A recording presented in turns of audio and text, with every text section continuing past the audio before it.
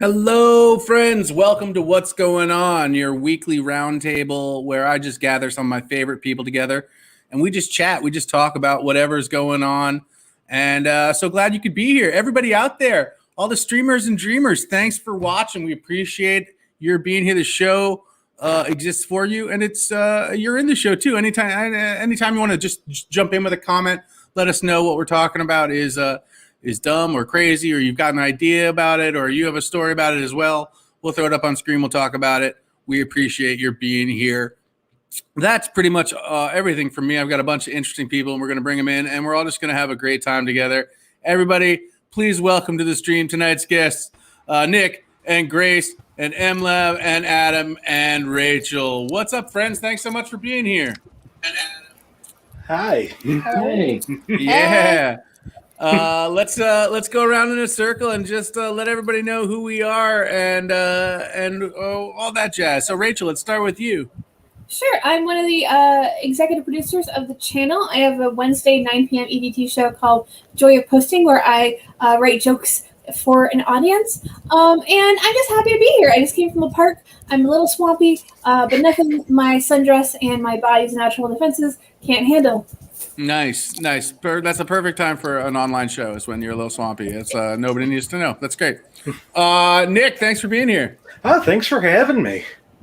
I'm a comedian. I have a show on YouTube that I host, a comedy game show, movie trivia thing called Inappropriate Movie Database. Love that. That comes on Mondays and Thursdays right now on YouTube at 8 p.m. You can follow me on that social media handle right there, Blundering Idiom, where I post all that stuff. It's a really fun show. We got 12 episodes up right now, a new episode on Thursday. That's awesome. I can just search for that on YouTube? You can. And I got links on Facebook, Twitter, Instagram, any of those fun things. Everybody out there, give it a shot. That sounds super fun. Thanks for being here. Thank you. Grace, what's up, friend? Hey. My name is Grace. I am on UMB Studios for Quarantine Action Wrestlings, which is going to be coming back July 29th, Thursday. I have a lot of fun coming on this show. Ben, thank you for inviting me. Oh, you're always a great guest. I showered for the show, so I smell clean for my virtual friends. Nice. And then I put on pajamas so I can feel nice and comfy and like we're gonna have a little slumber party. I'm ready. Yeah, it's like you showered, you're professional, but you're also casual. You're in your pajamas. It's like a perfect. I want to make everyone comfortable. Blend. Yeah. Yeah, I like it. Well, thanks for being here. Thanks for having me. MLab, what's up? Hi, Ben. Not much. My AC hasn't kicked on yet, so I got this fan blowing in my face right now, and it's great. I'm also on Quarantine Action Wrestling, which is coming back soon. Also on Sleepover on 2MB Studios, and occasionally on other programs on this fine platform. Pleasure to be here, boys. We love having you here, and I can't wait for that. Is that AC going to kick on sometime during the show? Is that something we can all be like waiting for? Oh, you'll know. I'll probably go and get a sweatshirt because it gets real cold real fast. Nice. I can't wait to watch the transition into sweatshirted MLab. And last but certainly not least, we have Adam. How are you doing? Hey, I'm great. I'm hanging out in a basement. Couldn't be better. I'm a writer, and you can find me on also my social media handle there. And pretty much just tweeting and trying to get funny stuff out of my house from my house where I've got a kid and a dog, and a lot of stuff going on that makes it a little harder to do stand-up and things these days. But and the pandemic did that too. But I'm doing stuff. My brain's still working, and that's the important thing.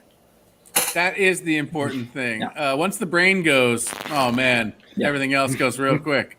Yeah, it's hard to come back from that. And kids and dogs are the best audience members for stand-up comedy, I feel like. Yeah, I think so. Yeah. I think I'd do better if I was like a dog in a police costume, but other than that, if I could get his interest a little bit more. But Awesome. Well, thanks for being here, everybody. Yeah, we're just going to talk about whatever we want to talk about. We've got some stories we're going to share. I'll start with sharing the first story. It's a story that I found online this week that I think is really funny. And so we'll talk about that a little bit, and then we'll just go from there. People can either tell a story inspired by that, or they can be like, nope, I'm telling the story that I decided that I was going to tell when I was told I was coming on this show, and that's fine as well. Whatever. So the story that I would like to tell, it's a story that I read on NPR this week, and it's about a town in Florida, because of course it always is, that sold its water tower, this municipal water tower, to local businessmen, thereby giving him ownership of all the water in town. And they didn't mean to do so. They meant to sell him. He went to the town and was like, I would like to buy the small municipal building that you have at the base of your water tower. And they were like, great, that's $55,000. And the man paid them $55,000. And then when they transferred everything over to him, he was like, oh, I own the water tower as well. And so, and then he went to, so he went to get his, he went to the appraiser's office to get an address for the new business. And they told him he owned the water. So he immediately tried to go through the necessary steps of deeding the water tower back to the city of Brockville or Brooksville. And so overall, they're going to end up with the water tower. And he ended up being able to transfer it over. The city paid $10 to retain or recontrol their water rights. And I just thought, what a ridiculous idea. And they're lucky that the guy was such a mensch, because there are certain people I feel like who would be like, oh, I am now a water baron in this town. Like Right? everybody It sounds must like pay me. it's like real life Monopoly or something, right? Yeah. Tina, I can only assume Tina Talon in the chat is asking why $10, and I'm assuming the $10 is some sort of administrative fee needed to transfer the deed over or something like that. But I feel like, yeah, it's a tough one, right? Because he could have been an asshole about it, but most likely then if they go to court about that, I wonder, can you be like, well, of course I didn't mean to sell that to him, right? I don't know if that's a good legal defense. I don't know whether that would have. I don't know if that would have worked. And I still have my job Yeah, exactly. Close one. because it's Florida. They're like, it happens. That's just a Tuesday. Yeah. Yeah, the guy who sold him the thing, he's like, no harm, we got it back. He's like, Yeah, no problem. This must happen all the time, like once a month. I was wondering, like, what else could you accidentally sell in town? And I'm like, the water is pretty much maybe the worst thing that you could sell would be the water rights to the town to somebody else. Power would be a big one. Did y'all ever see the movie? This is going to be a weird connection, but did you guys ever see the movie Roadhouse with Patrick Swayze? Ben Gazzara is an actor from the 70s, and he is in this movie, and he owns an entire town in the middle of nowhere, which is like, I can't remember where Roadhouse takes place, but like he just owns the town, and he owns like every building, and he owns the roads, and he does stuff like just drive down the middle of the road, like on the wrong side of the highway, because the cops work for him. And I sort of feel like this was an opportunity for the guy who got sold the water to sort of become a land baron. Non-libertarian saying oftentimes contracts automatically include the term for $10 and other consideration just so the contract has the proper parts. The rest of the payment is usually covered in another document, or he just gave it back for free but still needed this to prove to the state that there was money changing hands. So there you are. That is why $10. Thank you for that answer. So I just thought we'd start off with a ridiculous little piece of Americana, a great Florida story, and also somebody who really could have done something terrible, doing a good deed instead. And that I sort of think that he is not getting enough kudos. Everybody's like, oh, Of course, the town, they're having a chuckle, but nobody's like, this guy's a really good guy for not making a deal of it because he could have been a dick about it. Which is why no one's talking about it, because if he was a dick about it, we would have had a great story. There would have been a great drama going on if like the Florida town that's owned by a guy by accident, which is exactly the sitcom that I want to see. For me, what I'm hearing is a guy who does not want to be on the front page of BuzzFeed, being the dick water guy. Because if he had been like hard about it, he probably would have been famously dickish. Like he would have been on the cover of every magazine, going, "This guy has everyone's water." And instead of farmer bro, it's like the water bro. Immediately, he couldn't take the fame. He had to get out. Yeah. Dickwater would be a good name for the town if you change the name of the town. And a good biography book title as well. Yeah. Dickwater, I think. Dickwater. One word. Is Water Bro that Adam Sandler movie? Close enough. Water Bro. Okay, cool. I hope it becomes an Adam Sandler movie. I hope this story becomes one. I was going to say, this is sort of the plot of an Adam Sandler movie. This the Waterboy's son. So like the Waterboy sequel, we didn't even know we needed. Oh, because we didn't. Let's get to writing on this, guys. We got a big pitch meeting in the morning. Yep. Oh yeah. We laugh, but we're getting to the place now where all of those characters would conceivably have children now who'd be like 9 years old. Like the Waterboy would be 50-something years old today, I think. So he's got a family. Oh yeah. Who are they? I want to know. I want to know more about Bobby Boucher. Yeah, right? Yeah. And we're at that time, Bobby. people will totally go to the movies to go see what's happening with Waterboy's children. And Yeah. the water We'll in go to the town movies for now. anything now. The Bouchers. Like, I feel like maybe Yeah. it's a spin-off. We're talking more like a TV show, I think, at this point. Yeah. I'm here for the Sandler cinematic universe. That's what I'm waiting for. Yeah, like almost like a Friday Night Lights where he was brought to a small town in Texas to coach the Bouchers. And I think I'm down. It's a great idea. For it. Ready. That's your idea. Anybody who's out there, take that idea and run with it. That's fine. It's yours. Yeah. I don't need Somebody it. I don't need contact Adam Sandler right now. it. Genius. Hold on. Money. We got money for you. Just hang out. Then you were literally in. I was going to say, I could actually contact Adam Sandler. Like, it would be not burning, but like, you know how people are like, oh, call me if you ever have a really good idea or something. I've got that, but I would burn it for that. That would be like, I'd be like, get me in touch with Adam Sandler, and they'd be like, are you sure this is your one meeting with him? And I'm like, I'm sure. Have you considered a Waterboy sequel? Hear me out. I'm comfortable just approaching him in any store that sells big shorts. Yeah.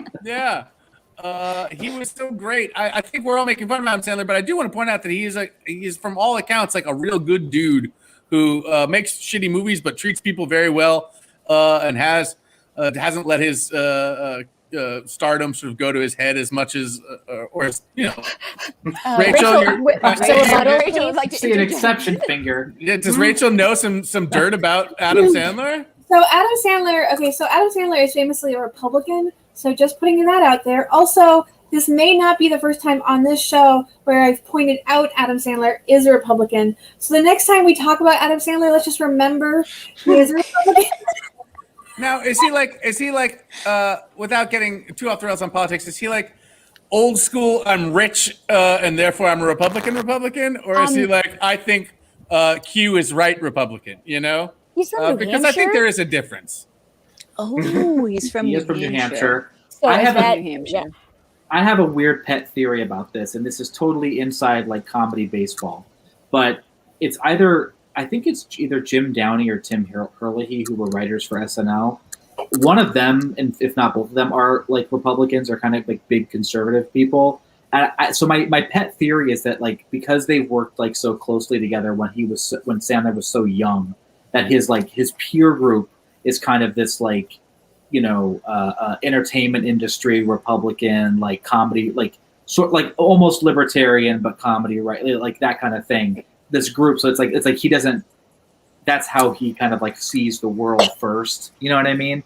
Yeah. Because he was young on that show when they were all working together and hanging out in offices and talking probably about all these darn women that were trying to get comedy writing jobs and things like that. And there's still ties like to Dennis Miller, like is still friendly with them, and I think Rob David Schneider, Spade's got a lot of that, and Rob Schneider's got a lot of that energy. Yeah, he's like anti-vax like crazy. Rob Schneider,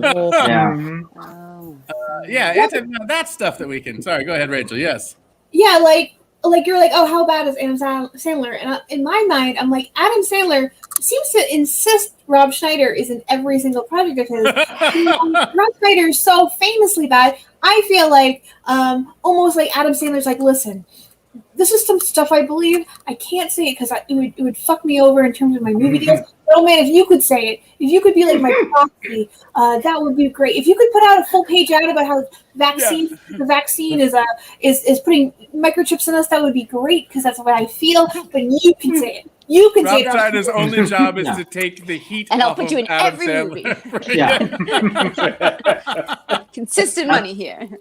And what's funny is like the stuff that he did a movie or two for Netflix that it was actually, I thought, relatively funny. Like it took me back to like the Billy Madison days, but grown up. And like it was the movies that he didn't have his usual crew of people in. It was like once he removed himself from that like little kind of cabal of people, it was like, okay, he can actually do a pretty funny movie if he just accepts the script from somebody else. I like that date night one, right? Was that that one you're talking about? I like that one. Yeah, there was that one. Yeah, or the one where he and Jennifer Aniston were like traveling. Yeah, that was actually, I thought, pretty funny. That was a good time. Yeah. Yeah. I felt the same way. It was very nostalgic, but yeah, maybe like a grown-up version. Yeah. I feel like Sandler probably gets into that same problem that like a bunch of other, like once you get to a certain level, I think once you get to a certain level of any kind of stardom, but especially a comedian, it's hard because you get to a point where nobody can be like, no, that's not funny, dude.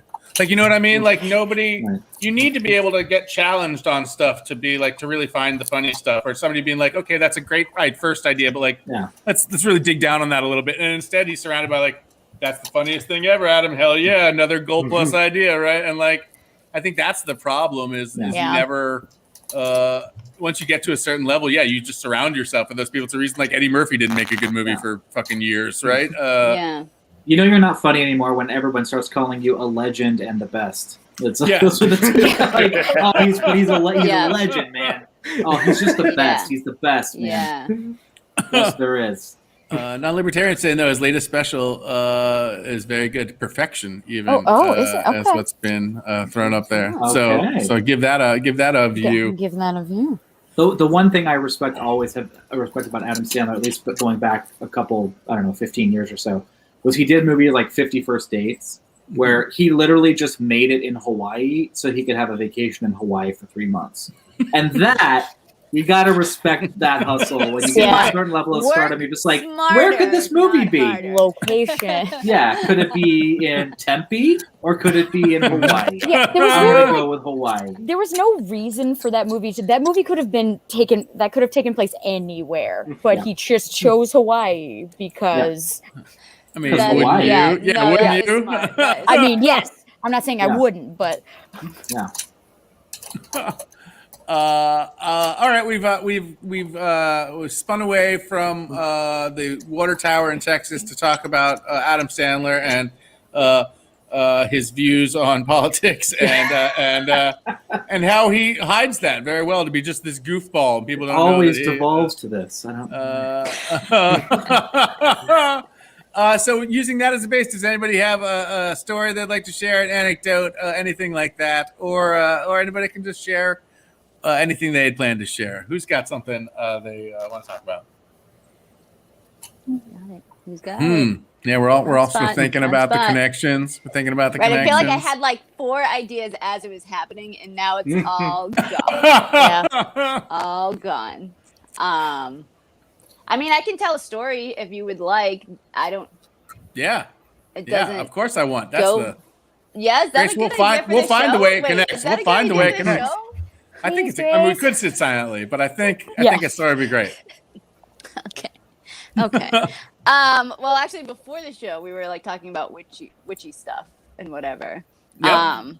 and I was actually thinking about maybe telling you a story that I saw this medium Reiki person before. So I thought I might share that story. Medium / Reiki, not like medium Reiki as opposed to like heavy Reiki. High class Reiki. Low Reiki. Low Reiki. Just right down the middle. Yeah, medium Reiki. Yeah, medium / also Reiki person. Yeah. So she's a medium, talks to dead people. I guess that's what a medium is, correct? Reiki. If people don't know what Reiki is, it's like I guess I don't even really know what Reiki is. Like a is it Reiki energy? It's like energy heal. They don't touch you. It's like a massage, but no touching. Yeah. Correct. Which is great because I kind of hate massages. I always get awkward with that. But a massage where nobody touches me, wonderful. Sounds awesome. Okay. So I was like kind of in a period where I was like sort of I didn't know. I was in a lot of transition. I just moved. I had all these plans that like definitely fell through. And I was, for some reason, I just kept having in my head, I was like, I kind of feel like I want to go see a medium or something. Like I want somebody to just tell me answers. Okay. I had met this girl at a show a while back. And as I have those thoughts, we were friends on Facebook. We became close friends. She hits me up and she's like, I don't know why, but I just saw this medium Reiki person and I think that you would really like it. And I was like, that is so weird because I was just thinking about that. It's like she knew. The medium Reiki person knew or something. I don't know. Yeah. I had just moved to Rhode Island. I used to live in the Bridgewater, like Halifax area. That's where the Reiki person was. But she was telling me about it and she's like, it's so amazing and blah, blah, blah. And I was like, well, it's kind of far now. Like, I live in Rhode Island. That's probably like 45 minutes away from me. But I was just like, fuck it. I'm just going to do it. I was like, whatever. Let's just fucking book this thing. Let's do it. So I plan and I go to this Reiki out in the middle of nowhere. There's like no service. So I don't know is it Reiki medium? Like, are they doing both things at once? Or is it, you're going for Reiki, but they will also do medium stuff later if you want? Yeah, so you have options. I picked a package that was like medium / Reiki session. So you get your medium read and you get your Reiki session. I was like, wonderful, all packaged in one thing. It was like not super expensive. And is a medium, I'm sorry, is a medium the same as a fortune teller or like like when you say you get your medium read, and I'm sure you'll tell me in the story, but like, because like you said, I assume mediums are just like, I want to talk to my grandma or I want to talk to my whoever. Well, I think so it's that kind of thing. I think a medium, is more like they speak with people who have died, and like I think they can also maybe tell you things about you or like send messages from the dead to you that people want you to know, stuff like that. Adam, you have a question? Yeah. This one talked to the dead to ask them not to touch you. Is that what it's like? Okay. Yeah. To just move their ghost hands around you. Okay. Got it. Yeah. So I go to this place. It's out in the middle of nowhere. There's like no service. But it's also like, I don't know if anyone's ever been down to like Bridgewater, Halifax type of area. It's really gorgeous. There's like lots of farms and stuff. I used to live down there and I would just drive around the woods. Like, it's really pretty. So I was like, this is kind of a nice location to go and like get your energy cleansed or whatever. I was like, this is nice. I go to this little place. I meet this girl. She's just like this teeny tiny little room. Like it's the size of just like a basic bedroom, like maybe a little bit bigger. It's like really nice set up, like nice incense smelling, like nice lights. Like it's super comfortable. This girl is super chill, like super down to earth. I'm expecting like this hippy dippy, like love child, old woman, whatever, wrapped in, I don't know, like lots of tie-dye. Just like this super chill young girl, like looks like you just pass her on the street, like no big deal, which was great. I was like, okay, this is great. Yeah. She like she gives me a book. She gives me a thing. She like has me write down a question, I think. I'm like trying to remember everything, but there was so much stuff that happened. So the first initial thing that she said is, I guess when you connect with her, she plans for a specific scent for you to have and specific music, right? And so originally she was like, I was trying to find piano. She's like, for some reason I was trying to find piano, but I couldn't find piano for you. I couldn't find piano for you. And I was like, well, actually, that's kind of great because I was like, piano is something that is in my thing because my mom's a piano player or a pianist, I guess. She was a piano teacher.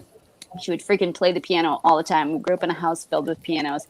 So like, there's a little bit of me that kind of hates it's a love-hate relationship with the piano.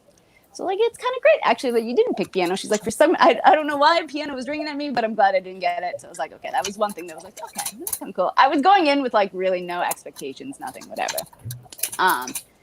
She does this like read thing. She like throws down these like bone thingies. She has these cards like bone thingies. Are these bones? And it's like human bones. Something like that, like a witch doctor thing. I really have no idea what's going on. Okay, I'm just like, all right, cool. Yeah, let's just do this, whatever. And she's like, the first thing that she says to me, and she's like, I don't know why. And she's like, I apologize. She's like, this is gonna sound super unprofessional, but for some reason, I just feel like saying fuck it. She's like, just fuck it. She's like, I just feel like saying that. And she's like, I'm so sorry. She's like, I don't know why. And I was like, no, actually, that's so on point with like my attitude lately, which was my attitude was just fuck it. Which literally, as I booked that thing, I said, fuck it. I'm just gonna book this thing. And my friend reminded me that and was like, so I was like, oh, that's kind of funny. I'm laughing about that. She's like telling me some stuff, and like some stuff's resonating with me. Other stuff's like, what? Like, I'm like, I'm not sure. Okay. But later on, I think stuff started clicking. So we move on to the Reiki part. Okay. I feel like this is the more interesting part. I lay down on this bed. It's like a massage table. And she has all of these little like instrument thingies and like sound things. And she's like doing sound stuff over you. And she's like whooshing over you or whatever. My masseuse does that. She rings the session in with like a little prayer bell. And then she rings the session out as well. She has like those tuner things by her head or whatever. She's like going... It goes for a while. Like, I think it was like a half hour or something. And I was like, this is like, it did feel really cool. I'm not going to lie. It felt really cool. It was unlike anything I'd done. I was like, this is kind of cool. This is cool. It was pretty relaxing. It was really cool. So when it's all done, we like sit down, we have a discussion. I'm sitting on the table at first and then we go over. So one of the reasons that I had gone and that I was like kind of like in my transition phase, whatever, I just got divorced. I had moved. And one of the things is I left my cats with my ex, mostly because he's a hermit and he was staying in this house that we were renting, and my cats were older. I was kind of bouncing around. I was working a lot. And I was like, originally my plan was to take the cats, but I felt bad. I was like, I'm going to be working a lot. I started bouncing around, like stuff wasn't planning out for me as well. So I felt really bad about it. And I was like really heartbroken about my cats. Okay. Yeah. And so one of the first things that she said to me, okay, after doing my whole Reiki thing, she's like, I don't know why. She's like, I don't know why. But whenever I got to your temples, all I heard was, cats, cats, cats, cats, cats, cats, cats, cats, cats. And she did. I swear to God. And I just started like bursting out laughing. Because I was like, what? I was like, that's what goes on in my brain is cats, cats, yeah, cats. I love that that's what's going on in your head. Cats, cats, cats, cats, cats, cats, cats. Which is actually very accurate. It's very accurate. But that was like a doubly accurate because I was thinking about my boots and cats. I was thinking about my kitty cats, Yeah. I laughed a lot. And so then I did tell her, I was like, oh yeah. I was like, well, I'm worried about blah, blah, blah. And she was like, your cats love you. They know they love you. And then she did tell me this little story. She was like, all of the pets, you're really great with animals. Like, you're such a grounded person. You're really good with animals. You're really good with kids. All this blah, blah, blah, which is accurate as well. But she tells me this little story. She was like, there was this one little cat that you had, a little white cat. It was like in trouble. And you like saved it when it was young, like this little white cat. And like, it took me a second. I was like, what? I was like, I don't know what you're talking about. I was like, then I did remember, I was like, had this little cat growing up, one of my first kitty cat, Lulu. And when she was a kitten, she got wrapped up in yarn and her paw like got all swollen up. And I helped get her out of the yarn, and then she like officially was my cat forever. So I thought that was cute. But I thought that was really funny that she was like, "Let me hit your temples." It's just cats. I thought that was cute. like then that. she's telling me basically like she's took me on this journey, like she took my spirit on this journey, whatever. Okay, she's like going through this whole thing.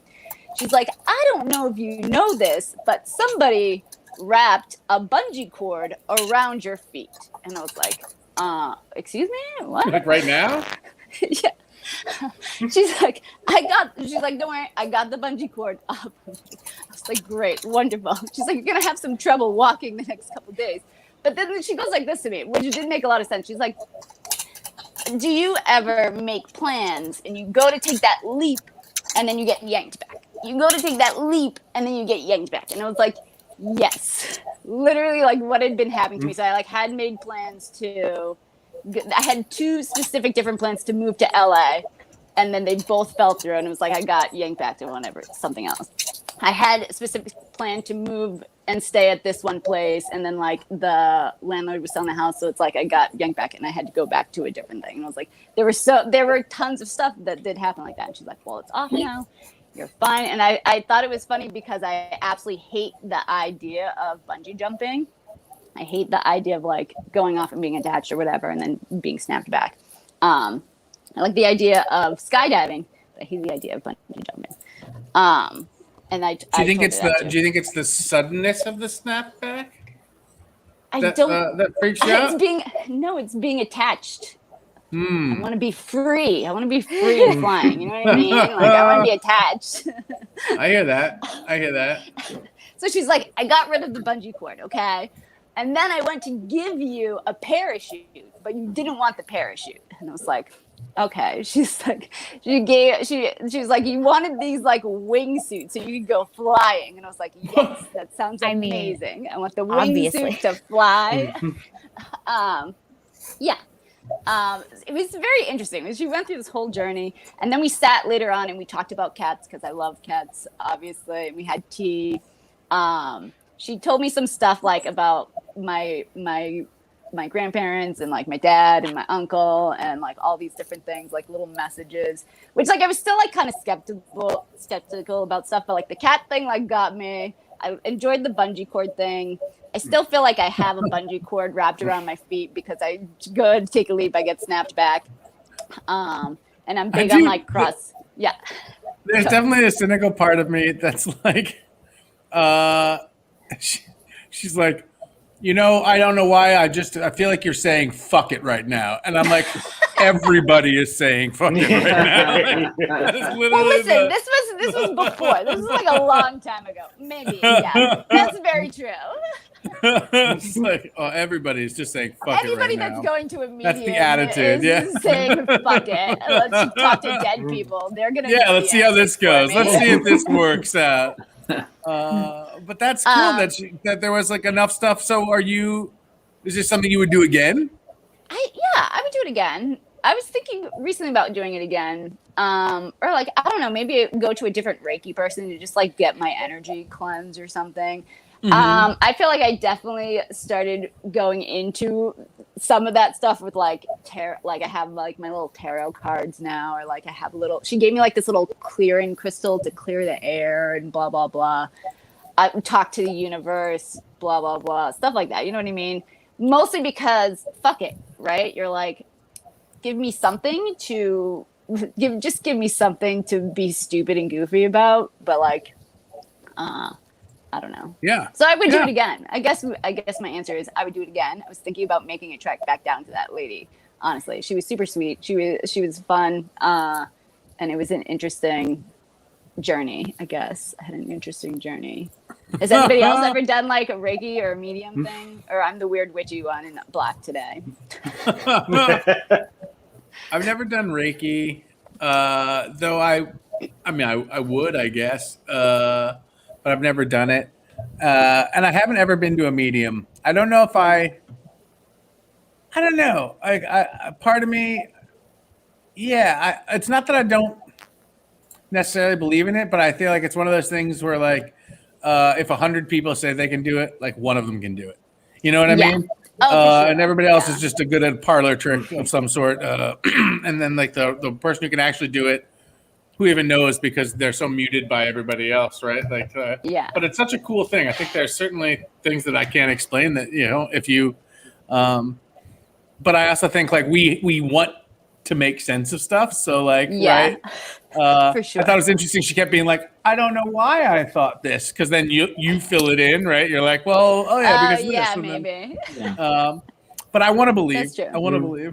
Right. Anybody else? But I have had those moments. Like in college, we had like a psychic fair or something, and like I talked to some psychic, and I shut him down so hard. I was like, "You're wrong. You're wrong. You're wrong." Like, guy took a cigarette break after me. So I've been on both ends, and like, so I still get skeptical, but like, sometimes it's just like fun. It's like a little game, you know. You're just entertainment, like. Yeah, Laurent wants to know what was in that tea exactly, Grace. Cats. Yeah.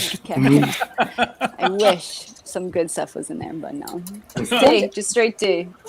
One time I did get pulled into. Sorry. No, please. I got like against my will. I got like yanked into like the fortune teller tent at the fucking Topsfield Fair. So you know, like the quality there probably isn't going to be great. $25 later, I was told that like a great love in my life will soon profess their feelings. Spoiler alert: they did not. But smash cut 2. Several years later, I met my my biological mom for the first time. Ooh, and she was just like talking about, and like a couple months before we like met for the first time, she was saying how she went to like a medium, and the medium was like, you like she knew that my mother had like given up a child. Cool. Wow. And she was like, she's gonna reach out to you someday.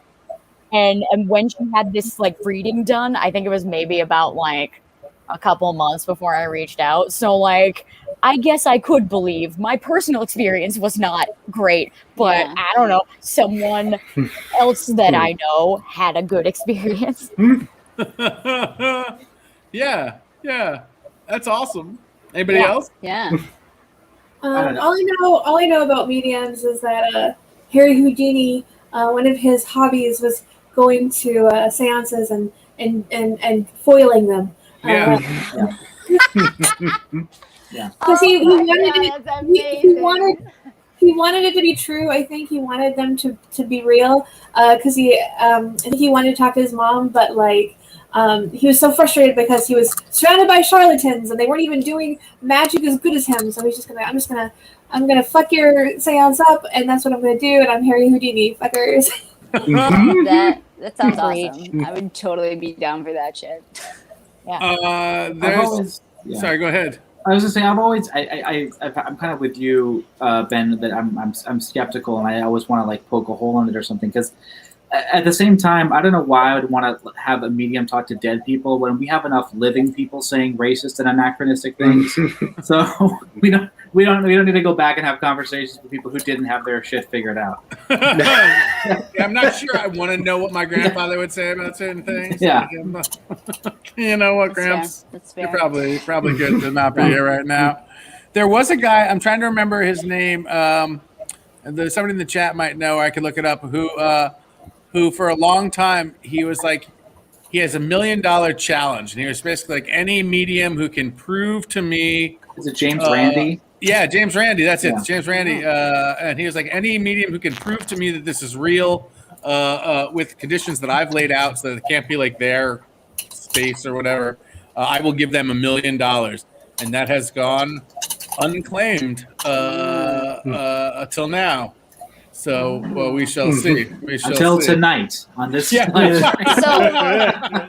So my other little tidbit about all of that stuff of like mediums and Reiki and like tarot or whatever Energy, is less about like believing that some outside force is telling you blah blah blah, and more about just that mindfulness to sit and reflect on your own stuff, to have a clearer head about it, and then that's when the answers come to you. When you're doing these times to just sit and like sit with the person to discuss life, and you're like, oh, this is connecting now, and like sit with the person or sit with your whatever cards or whatever to think about things. If that makes sense. Yeah, I think that's the main thing I got out of therapy too. Yeah. Was having a therapist was like it was more about paying a lot of money to have another adult to talk to. Where the pretense was talk about everything, rather than feeling guarded and like I have to keep you as a friend or something. Yeah. I feel like a lot of people who go to see and this is a generalization I'm about to say, but like I feel like a lot of people go to see psychics on the regular, sort of use them almost as therapists. Where it's like I've got a tough thing, I just need to talk it out with somebody, or like I'm feeling weird and I want to know why, and so it's like it's a lot. I think Gracie, I think you're on the right idea, and Adam really nailed it down. Just this idea of like it's less about I'm going to talk to this dead person, or it's like I'm going to give you this information in such a way that might disarm your defenses. Like if Joe Schmo told you this, you might be like, no. But if your grandmother told you this, you're like, oh. Well, no, but you're right. It might like slow you down enough to like, if you're that type of person, to think about it, to really, what are they trying to tell me? Yeah. Psychotherapist, psychic therapist. It's just a couple letters difference. It's not. There's got to be a psychic therapist out there. That's. It's like a medium Reiki. It's the same. I'm just thinking of like. Somebody's like, I'm talking to George Washington, and he says that you're afraid of commitment. I am, George. I know. Thanks, George. He never lied. He never lied. George. And he knows things. He knows things. And honestly, what's a bigger commitment than the founding of this country? So he's an expert on that as well. It's so moving. Rachel, can you please start a medium thing like that? Yeah. I would love that. Sure. So just in a quick Google search, there are definitely a ton of psychic mediums who are like new wellness coaches, and there's this thing about you can, for $1,000 a ticket at the Goop Health Summit, a medium will tell you how to tap into your inner intuition. It's for all of you, she said. And I'm like, right, they just tell you how to listen to that little voice inside your head that normally like we don't listen to. Yeah. I guess if you're willing to pay for that, you aren't. Yeah. They know the clientele. I mean, if you're a Goop woman, you've got a lot going on. Isn't that Gwyneth Paltrow's company where you can my goodness, crystals up for JJ and stuff like that? Scary. Oh my god, I've seen her videos. It freaks me out. She freaks me out in general. That Goop stuff. Mm-mm. Yeah. Goop, not a sponsor of the show, so go ahead and talk shit all you want about Goop. I find her very scary, but that's just because I'm afraid of powerful, successful women. So that's my thing to learn. And delusional. Both respect and are scared of her. I'm very scared of her. Me too. I would not want to be in a room with her by myself. Me either. She's terrifying. Just let her Goop squad. Goop squad's coming. My mom went to high school with her mom. But they're not in touch anymore.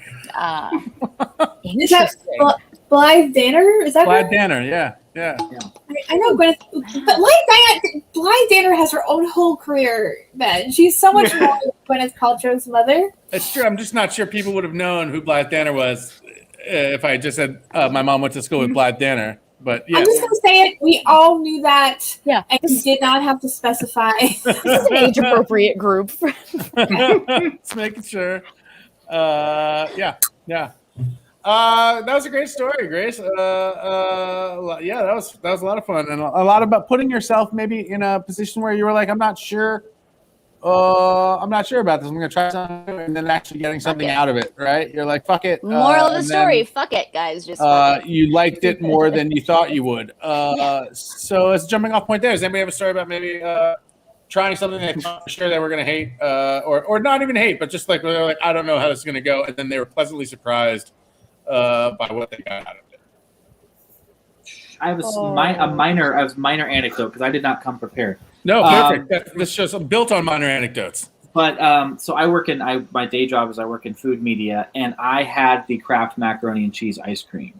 I almost talked about that. That was almost my weird story. I love this. Yeah, and so what happened is Kraft and for Macaroni and Cheese Day, I think it was macaroni and cheese. Yeah, teamed up with Van Leeuwen, which is this Brooklyn-based ice cream shop, and they made an ice cream, a mac and cheese ice cream, and the ingredients are like literally just like sugar, cream, milk, and Kraft macaroni and cheese flavor powder. And I always get working in like food journalism, you get weird stuff sent to you all the time, and so this is not really like it didn't ring any crazy bells, but I was like the fervor around it that people like. I think what's interesting is like people want to cancel this stuff before it even happens, and they're just like, no, this is it, we're done, close up shop, humanity's over, everybody get on a Bezos rocket and fire it. And it's just like it was good. It's really good. I mean, if you like a little bit of like funky, salty sweetness all mixed together, it's fine. And then, I think that like what we always get trapped in, especially, what was a good lesson was that we always get trapped in our narratives. Because then I started like following some of the other food media people that I follow on Twitter, and like a lot of cultures have cheese flavored ice cream. It's not like a new thing. And there's been like ice cream made of funkier cheeses like Parmesan and like other stuff at Roquefort at like fancy restaurants and things. And so it's like not unheard of, but I just feel like, on the one hand, we'll call Kraft macaroni and cheese like a beloved like childhood nostalgia staple, and then the minute they mash it up with something else, we're like, fuck you. That's shit. It's never gonna be good. I'm like, you liked it to begin with. But I feel like that's America and how we treat our things in general, which is like, you are a classic. We love you. We put you on a pedestal. Don't you fucking change. I want you to be like that forever, right? Don't try anything up. No. Yeah. Don't make yourself gussy yourself up. Yeah, and I think like the success. The other like note that I had on it was like, the success of how good it was, I think, says more about the sugar content in America's processed food than it does about the fact that they were trying to mix cheese and ice cream. Like, Kraft macaroni and cheese probably has a few grams of sugar in it. It's probably not like the healthiest thing anyway. All we care about is if it's sweet. But yeah, it's just like, it's weird. It's a weird experience eating it. It's very orange. It's very like soft and like scoopable. And I still have another pint in my freezer, and I'm excited to eat it. Does it taste like just like cold mac and cheese? Because I eat cold mac and cheese a lot. I do. Yeah, cold mac and cheese, but it has like it's like if you took like a very basic sweet cream ice cream and like not vanilla, not anything like that, but just like a sweet, like the Cold Stone sweet cream ice cream, and mixed in like a little cheesy kind of funkiness to it. But cheese is only one step left of butter. It's like they're all in the same family. Butter's almost ice cream. What it's. I almost feel like my issue with that ice cream would not be the flavor; it would be the flavor of something like that being creamy, like the texture being right. Yeah. Like that's my thing. I'd almost want.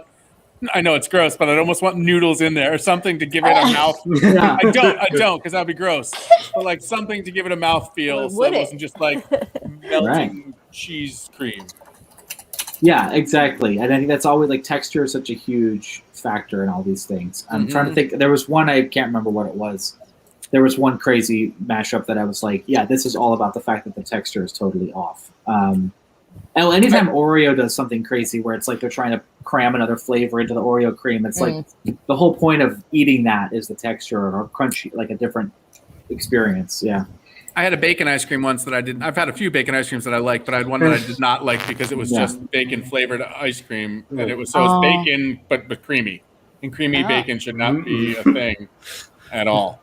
So you like the other bacon flavor ones because they had like bacon bits in them or something? Yeah, exactly. If you give me like a good maple ice cream with like a chunk of candied bacon in it, that sounds good to me, right?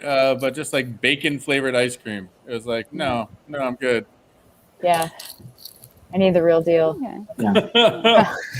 Sometimes it feels like we have to keep explaining to everybody that like you like sweet and salty things. You're programmed to. That's exactly what you like, and when they mash those things together, you're gonna like it. It's gonna be fun. Yeah. King Senior is telling me that on the Cape they have swordfish ice cream, and I'm thinking that can't be good. But maybe again chunks of swordfish, or is that's just a cold swordfish? chowder. Yeah. Now, Nick, that actually sounds that sold me on it in a way that Cold chowder. Yeah, chowder ice cream. Yeah. I'm kind of surprised that's not a thing yet. Yeah, 1 scoop of chowder, please. Yeah. Oh, like a sweet cream with like little chunks of clam and potato or something. I feel like I've heard of seafood ice cream before. Yeah. I'd try it. See, my only problem with those flavored ice creams, which I think I would probably enjoy because I love all weird stuff like that. But anytime I have ice cream, I'm like, I need to make sure I put chocolate syrup on there, whipped cream, sprinkles, like, you know what I mean? Like gummy bear. I put all the fixings on there. So I would still probably do that for like a bacon thing or for like a mac and cheese ice cream. I would totally still put all. And I guess it still would balance out because it's sweet and salty, right? It should. Sometimes things can be a little funky together. Yeah. I'm kind of the opposite. I'm the opposite. I already put mac and cheese and bacon and brisket on my ice cream. So for me, it's just this whole exercise is a exercise. It all goes to the same place, so you might as well just put it in the same plate. Right. Yeah. Has anybody had that apple pie with the ice cream and the cheese on top? Cheddar cheese. I never had that. No, what is it? Where can I get it? Oh, you can get it anywhere that you can get all those things together. Yeah. Literally anywhere. I think it's not going like anywhere, a southern delicacy or something. Yes.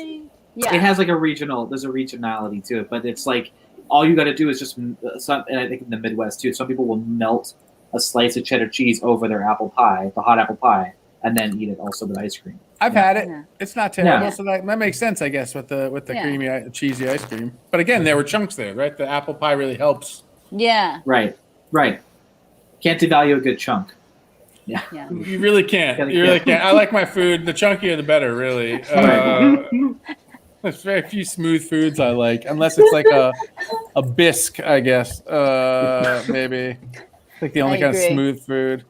I am one of those people that I'm like, just throw everything in the pot and we just heat it up and then it tastes delicious. I'm definitely one of those people like, just throw everything together. It's going to be great. All balance each other out. Wonderful.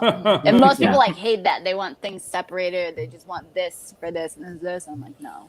No, my favorite plate like of the year is like the Thanksgiving where I literally get to have a bite that's like 15 different flavors in one plate. Right? It's Those got sandwiches? like a Brussels sprout. Yeah. the The next day sandwiches. Yeah. Those are my favorite. Yeah. Me too. The deli in my town here, one of the older delis, like serves that sandwich year round, and I'm so thankful for it. Speaking of Thanksgiving, basically anytime I see a sandwich shop that does a Thanksgiving sandwich, that's my go-to with like a 1 cup of gravy. Oh, so good. Dip it together. Speaking my love language here.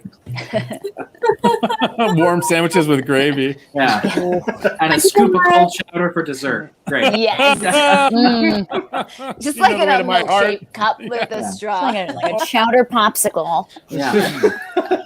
I think I had a traumatic I would do that. experience. I think I had a traumatic experience when I was a child when I was trying to spread chunky peanut butter on a piece of bread and the bread broke. So now I'm like extremely conscious of the ways that parts of the meal, like the food, will hurt the other food. I don't want the bread to get hurt, basically, or only hurt by me. Like I want the food to be friends to each other. Food empathy. I feel that though. There's something sadder than like trying to make a sandwich and there's like a hole in your bread. You're like, I guess, like RIP bread that was supposed to be in me. You're not wrong. Trying to make a grilled cheese sandwich sometimes, and you have to put the butter on the outside of the bread, but the butter's cold, and you're trying to spread it without oh my God. fucking up the outside of your bread. Oh yeah. And yes, everybody, I know mayonnaise. Don't at me in the comments. Just a little thing of mayonnaise. I know I don't even need butter. No. No.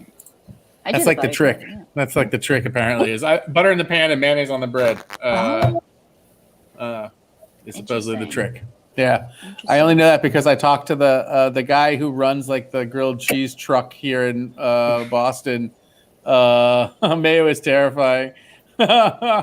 Just because it's shelf-stable eggs, is that why it's terrifying? It's just raw eggs that you've mixed enough oil into that they can just hang out. What did Mayo do to you, Tina?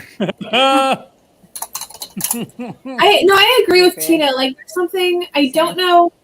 Like, based on the ingredients, mayonnaise shouldn't be so off-putting to me. But there's something uncannily threatening about its color and texture to me. Yeah. Like, I'm Yeah.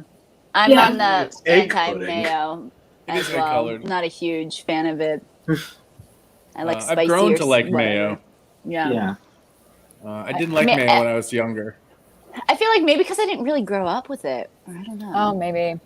Or like maybe mayonnaise in what, like tuna, right? To make the tuna salad, Yeah. you do that, or like Yeah. I think those type of things I can deal with mayonnaise. With the Chicken chunks, salad. right? You need those Yeah. chunks. Again, chunks. Yeah, there it is. Yeah. There it is.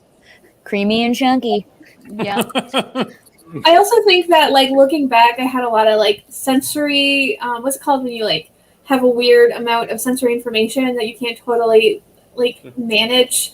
Sensory overload. Sensory overload or, like, whatever. And so, like, to me, as a child, I remember ketchup smelling horrible. Like, I felt like ketchup smelled too much and I didn't want to be near it. I don't know if I let people have ketchup on their food while I was at the table. I was like very, I was like the Phantom Thread guy, but about ketchup. This is going to ruin my entire day. And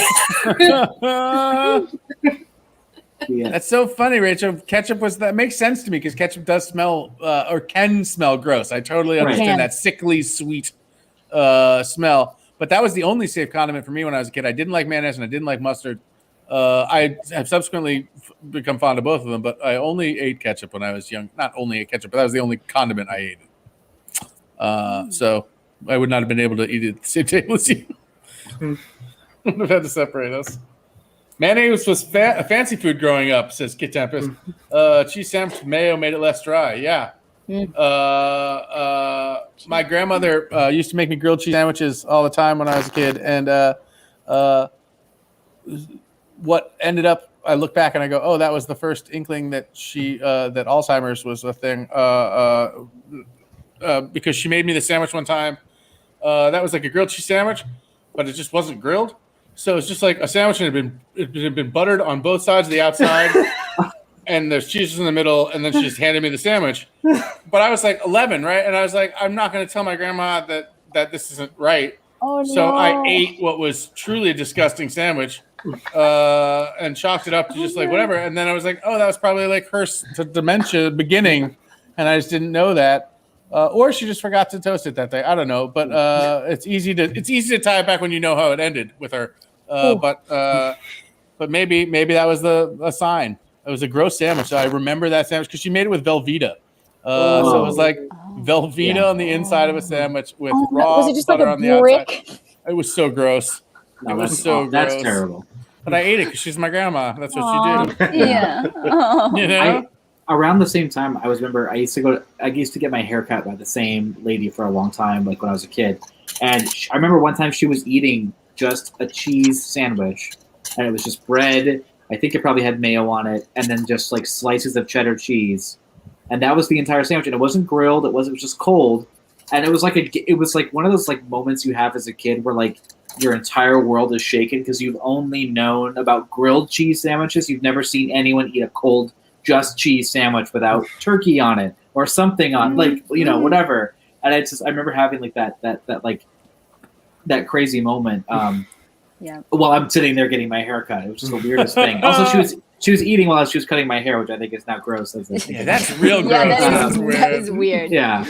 Adam, I had that same moment before when I was younger too. I went to a friend's house and the mom made them cheese and mustard sandwiches, and I was like, "What is this?" And it was on white bread, and I was like, we're forgetting something. I was like, there's Yeah. something that else is supposed to be in the Literally sandwich. anything. What? Either Go heat it ahead. up or I ate it, put and I something was else like, in actually, there. This is pretty good. It's not that bad. I was like, okay, Yeah. all right.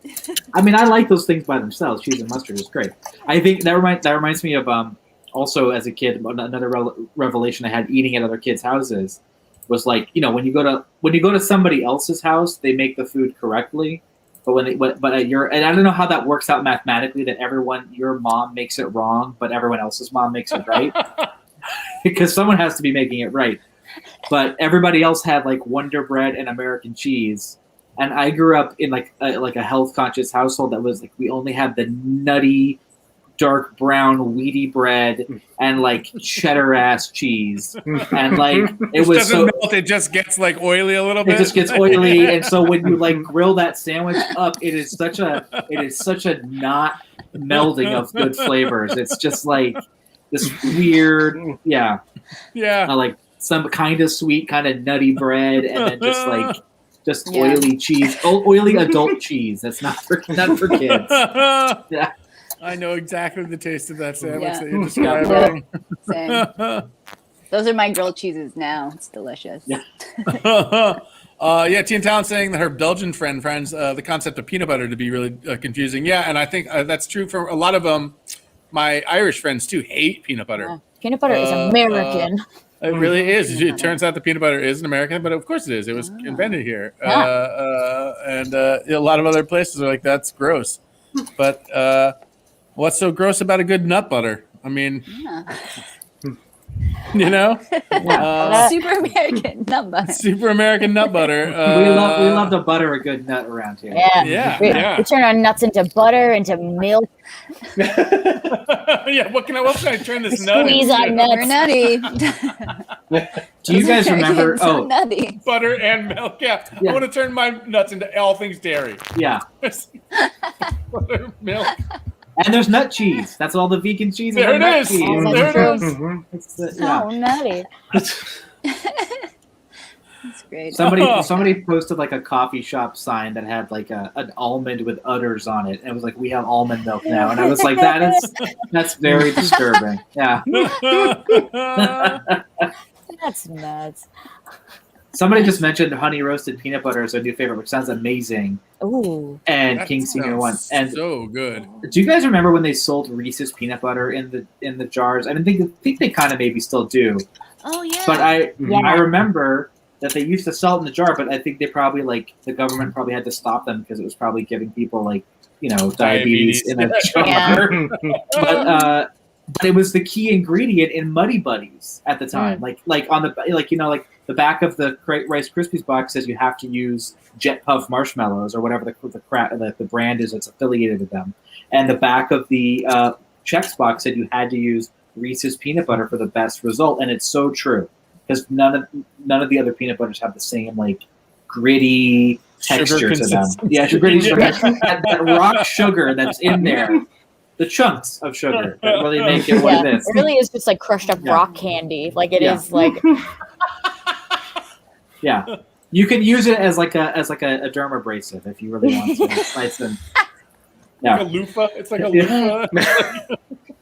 Do you guys remember the peanut butter and jelly in one jar? The Goobers. Goober. Yeah. I used to get it all the time in college, and I was like, I am being so financially responsible. Or I was just like, nah, I'm not poor. I just get all of my stuff in one jar together.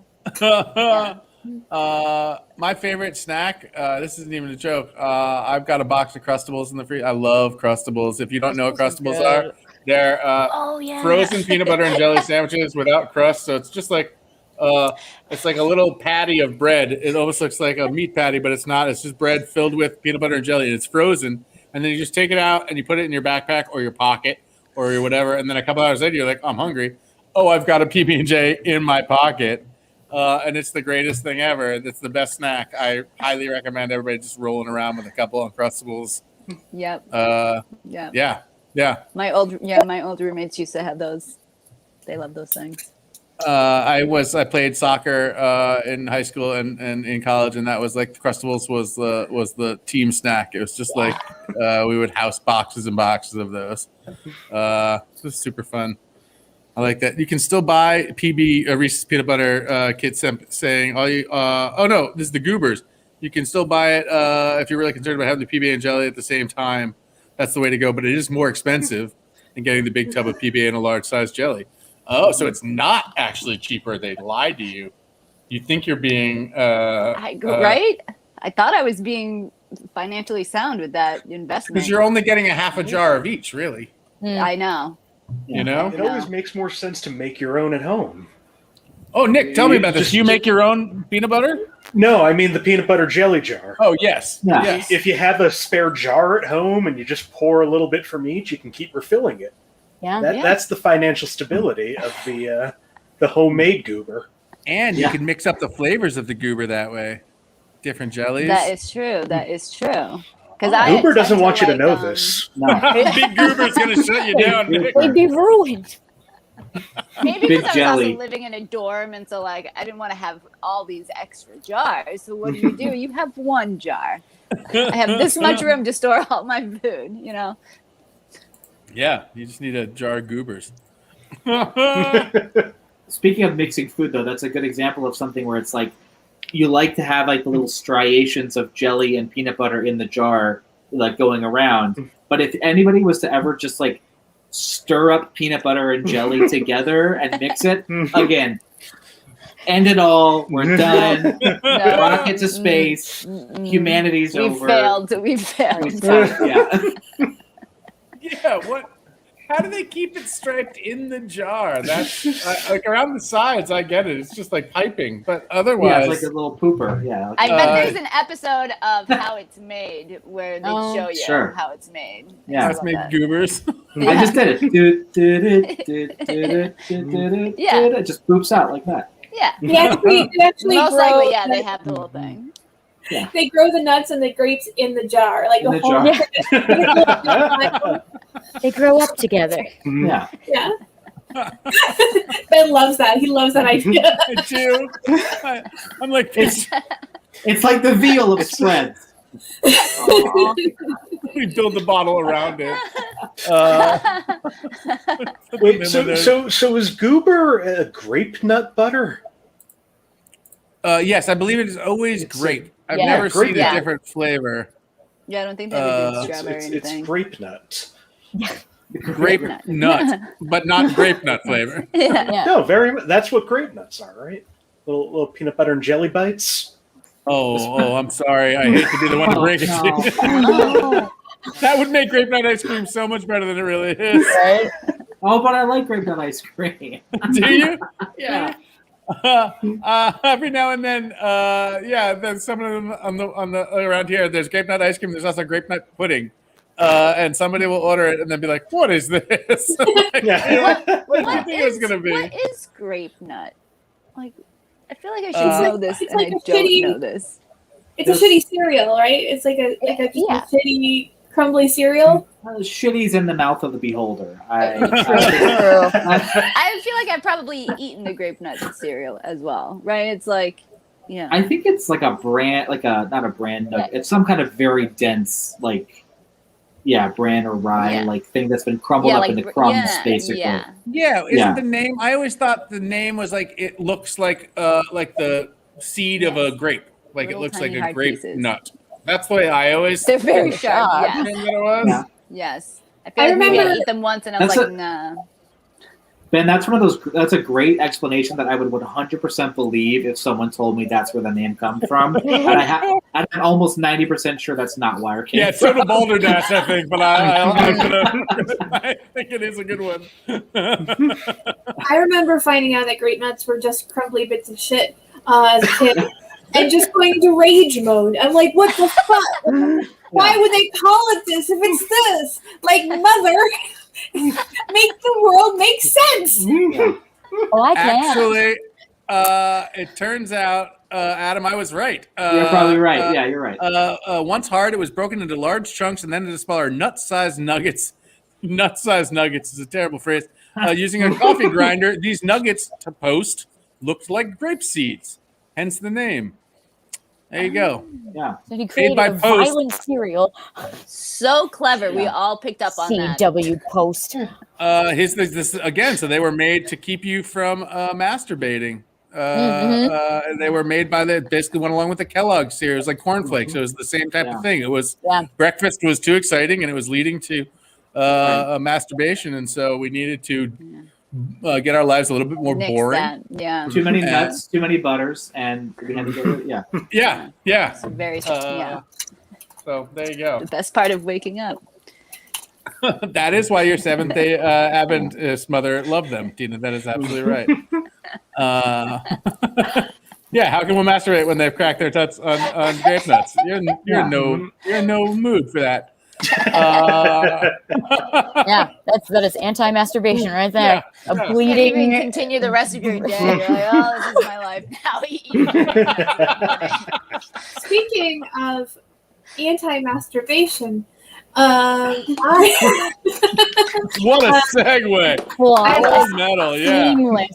I'm like never going to have a reason to use that segue again. I just want to pause for a moment, let the moment sink in. Give me a moment. Okay, moving on. The opposite of anti-masturbation is obviously pro-masturbation, which reminds me that I have been reading some dirty books lately, and they've also been teaching me a lot because they are period pieces. Nice. Period piece dirty books. Then you look skeptical that this is a thing, or you're skeptical about where I'm going. Wondering what they're teaching you. Are they teaching you old-fashioned words for dirty things? Yes. They're teaching me all sorts of things, both during the dirty parts and the main narrative. So one thing I learned is that a British slang for an erection is a cock stand, which I love. It makes perfect sense. Makes perfect sense. Yeah, I actually got mad when they read that. I'm like, why isn't that here? Because for me, it's so intuitive. And erection is really the least sexy word, only next to boner. Like they're both terrible. Yeah. There's no good way to say it, but cock stand is great. Cock stand is great. It's like it gets to the point, but it's also like slightly snooty. So it's like it has all the parts of sex in it. The other thing I learned is that I don't know if this is current British slang because it occurs in the Regency book. This woman writes all these dirty books, and they all have very highfalutin British names like a vexatious allegation.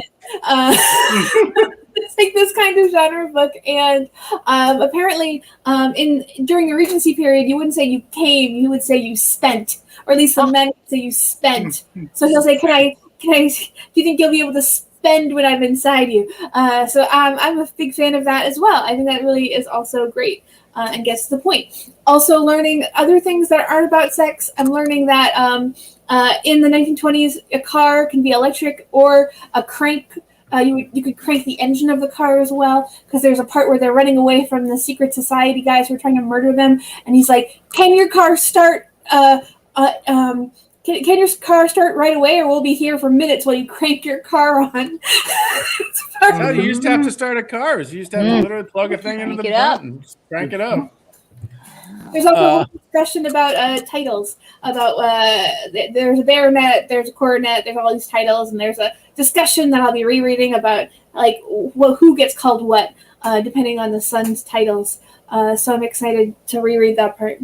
I feel like they said spent because they felt there was a finite amount of cum, and they were like, you spent some of it, you can't get that back.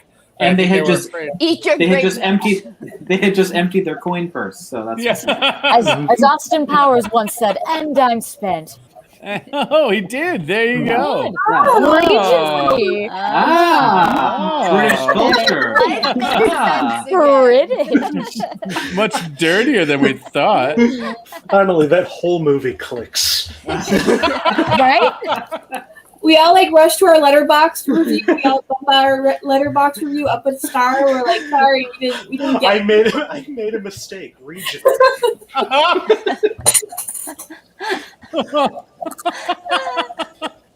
Oh, friends. That's great. so funny. We are reaching the end of the show, though. I do want to make sure, MLab, Nick, if either one of you has a story that you just need to tell, please, now's the time to get it off your chest and add. Not that you've both been so nice in adding so much to what's been here. I just want to make sure if you have something of your own to add that you get the time before we go to Rachel. Yeah. This is barely related to anything. This is just something I learned the other day, and I've just felt the need to share with people. Yes. Jordan Peele, do you know why he decided to make Get Out when he did? No. I don't. Jordan Peele was offered the role of the poop emoji in the Emoji Movie and thought it was the most insulting thing, and then called back the next day out of curiosity to see how much they were willing to pay him. And they're like, oh, don't bother. We already hired Patrick Stewart. So he said, well, if this is the acting industry, I'm quitting acting and I'm going to be a director full time. So the Emoji Movie is responsible for Get Out in a weird way. That's amazing. It's just, again, once I found that out, I need people to know that the Emoji Movie brought some good into the world. I just love that also that, though it is a very funny, different take, right? Because I feel like British actors especially say yes to everything. They're like, we work. That is what a working actor does. It's not about how good it is. It's literally about just doing the craft for whatever, for the money, right? It's literally a job. In America, we're like, it needs to be artistically fulfilling. It needs to really speak to my soul. And Patrick Stewart was like, I'll be in your talking poop movie. No. Pay me some money. I don't care at all. Yeah, I was not expecting Patrick Stewart. I don't know anything about Emoji Movie, but okay, that was great. He's the talking poop Now we have emoji. that out. All you Okay. need to know. I love that. That sort of reminds me, it's tangential, but like everybody knows Michael Caine is like the best example of this. Like he will say yes to pretty much any movie ever. And he said yes to Jaws 4, which is like the worst movie, one of the worst movies. And two funny things about Jaws 4. One, when Michael Caine won his Oscar for Hannah and Her Sisters, he wasn't there to accept it because he was on location filming Jaws 4: The Revenge, which is kind of hilarious. That's like the one time he ever won an Oscar, and he was filming Jaws 4. And then somebody in an interview years later was like, Jaws 4 was a piece of shit. And he was like, yeah, I never saw Jaws 4, but I heard it was bad. But what I did see was the house that Jaws 4 bought me, and I got to say it's beautiful. And that was his quote on it. He's like, I've never seen the movie, but I saw the house that it bought me, and it's a gorgeous house. And you're like, good for you. Good for you. I like that idea of like, just you're a working actor. It's your fucking job. Right? Or we to like, oh, it has to speak to my soul. Like, great. I love it if it does. Awesome. Right? But this idea here, I like that. Michael Caine is like, look, I have enough shelving for both peanut butter jars and ham jars. I have the space now. No longer do I have to choose. No Thank you, longer Jaws do I have to say the one. I even keep the spent ones. Like Goober Spass.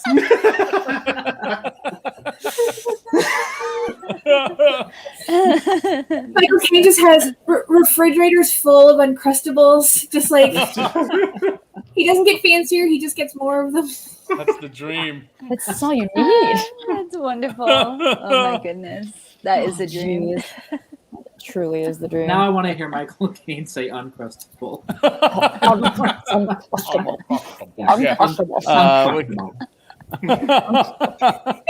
I mean, he'll shill for Uncrustables. We just got to pay him the money. We know that he'll do it. Also, Adam, I know that I feel like if there's not a thing for this soon, there will be. I know that there's an app that like lets you put in like rap lyrics and it'll rap as Kanye. So I feel like a Michael Caine app is coming. Like I feel like it's coming. I mean, all the apps are coming, right? Like we can touch briefly on this, but like everybody got very upset, and rightly so, because the Anthony Bourdain documentary created a deep fake of Anthony Bourdain's voice to then narrate certain parts of the movie. And it was stuff that he had written but not said out loud. And they were like, no, we'd really like him to say it out loud. So they literally created an AI of his voice using like a whole bunch of taped voice samples of him. And they have this fake voice narrating the movie sometimes. And you don't know.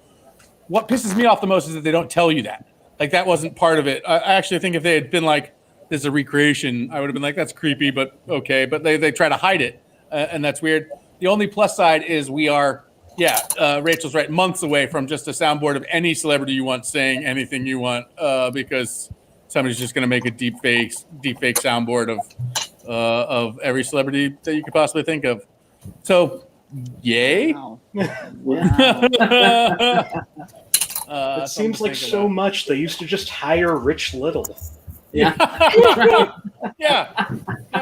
Michael Winslow was just on America's Got Talent again. The guy needs work. Why does Bourdain sound like Ronald Reagan? It just sounds so weird. I mean, it sounds like him, but not like him. Enjoy the journey. So weird. Yeah, Tina, the filmmaker acknowledged that it was problematic and was like, yeah, we'll talk about it. We'll talk about the ethics of that at a later date. And people were like, or we could do it now. Right now would be a good time to do it, which is hilarious. We are coming up on 10:30, so we are coming up on the end of the show. I do want to give Rachel time. For those of you who might not know, I did have a story that touched upon everything, but do it. Tie it all together, Em. We got time. We'll go a couple minutes over. Who cares? Almost everything we've talked about today. Okay, I love it. So around like the tail end of my college years, a friend of mine was like, "Hey, let's go to this party." Like an old friend of mine is like working at this bar, and then he's having a party. Let's go to there. And I was like, okay. So we go, and it becomes very apparent early in the night that the two of them are going to become intimate. So we're at the bar, and then we go to the party, and my friend disappears with Guy, and I'm just like left alone in a sea full of dudes that are easily like, I don't know, like 7 to 10 years like my senior, and I'm just like, nah. I'm wearing like my like Nightman Cometh shirt from when I saw like the Always Sunny live thing, and so I'm just like sitting in a corner like being awkward and shy, but like, you know, talking to people as the drinks are flowing. And then around like 2 a.m, I'm like, all right, it's probably time to hightail it out of here. And my friend drove us. And then I finally see her emerge from who the fuck knows wherever, and was like, Emlav, you might have to just like drive my car home and pick me up in the morning. And I was like, no, we're done. You left me alone all night. Like I'm not driving your car alone. And so we're like, I'm a little drunk, so I'm starting to like raise my voice and like, and why would I even drive? Blah, blah. And then this other bartender who worked with her mate of choice for the evening comes between us. And by the way, he was Irish, so he was like, oh, what seems to be the problem, ladies? And so my friend like pushes me into him being like, oh, nothing. And she like runs away. And so he was like, what's your name? What's your story? So I'm bored. So we end up becoming lightly intimate, and lightly intimate as one does. And it's like a medium psychic is a lightly intimate. Yeah. Medium no hands, no hands, just medium reiki. Yeah. Medium reiki, no touching. So then he's like, I'm gonna suggest that we go back to mine, which it is slang for like, let's go back to my place. But I didn't hear it correctly, so I was like, you want to go to Maine? Oh, I can't go to Maine. This guy And he was like, no, my place. So I was like, oh, my friend and her friend. And he was like, bring them. So, What? but like they slept on the floor of his very sparse apartment, and I go into his bedroom, and more events transpire. But in the midst of that, from the living room, we can hear just this like cackle laughter from my friend. And I was like, wonder what that's about. And he like pops his head out of the door being like, could you quiet down? We got neighbors like. And so trying to fuck somebody in here. yeah. Good. So after we are spent, he was like, can I get you something to eat? And I was like, oh yeah, whatever you have is fine. He comes back in with like 2 slices of bread that he had covered in peanut butter, but it was the aggressive kind of peanut butter that broke the bread. Really just tying it all together right here. This is amazing. Yeah. I didn't think this story would be so perfect.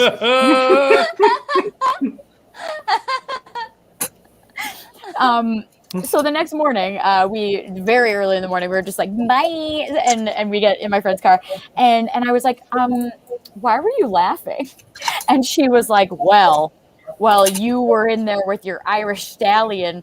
I had fucking Malden guy being like, yeah, eyes, they're like oceans.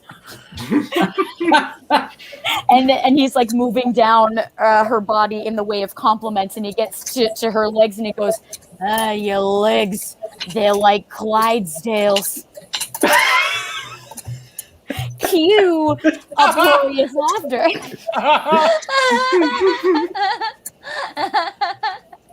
You look like you could carry about 2,000 pounds. I'm not gonna lie. Well, Like a pack horse. So she laughs for 5 minutes and then is like, why Clydesdales? And he was like, well, you know, cause they're like, like Frankenstein? yeah. Yeah. And that's some sexy sex talk right there. if you ask Hashtag me. legs like Clydesdales. Hashtag, Yeah. Spread it. It's gonna trend.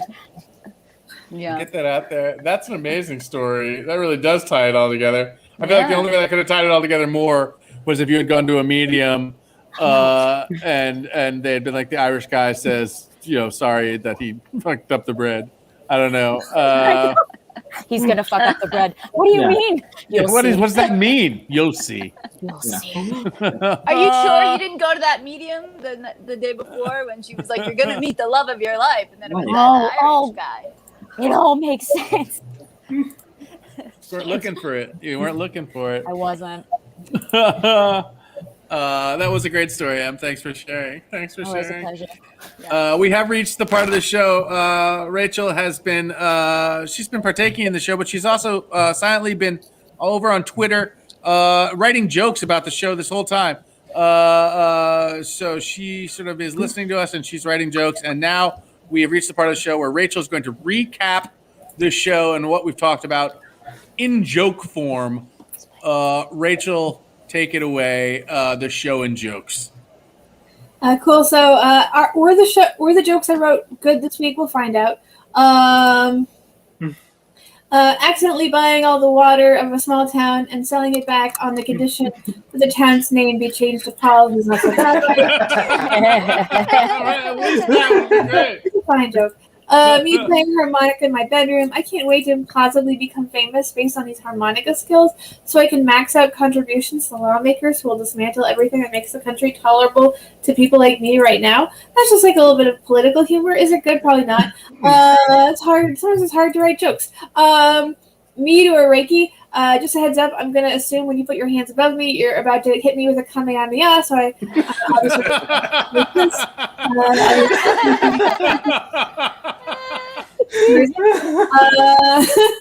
explaining to people visiting my home that when my cat was little, we didn't think she was going to make it. This was because the mama cat gave birth at the base of a mountain. All the kittens had to outrun a landslide first. Is that funny? Who knows? It's just a joke. Medium, it feels like you're an only child. Me. Medium, bad with money. Medium, afraid of commitment. Me, later, I'm beginning to think that the fact that the psychic I go to is also my ex is giving them an unfair. Me, a wellness coach, gotta keep digging, gotta hit water. I don't know, it's fine. I've written better. Me, when my friends see me trying the new Kraft macaroni and cheese ice cream, it's a Paul Rubens quote. I'm just trying to illustrate that it's okay to be different, not that it's good, not that it's fun, that it's all right. I'm trying to tell kids to have a good time and to encourage them to be curious and questions.